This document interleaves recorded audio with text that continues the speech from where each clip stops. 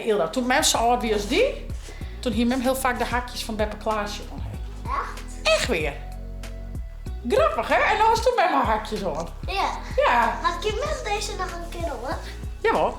Welke Deze. de groene, omdat mem 3 jas gewoon had. Ja. Oh ja, dat is wel toe, ja.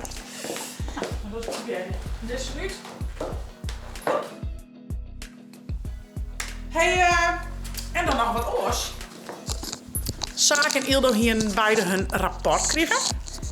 En die weer echt heel goed. Je hier beide heel goed in bijstellen. Ik ga een vriendenboek. En toen had Ildo daarvoor een vriendenboekje gekregen, hè?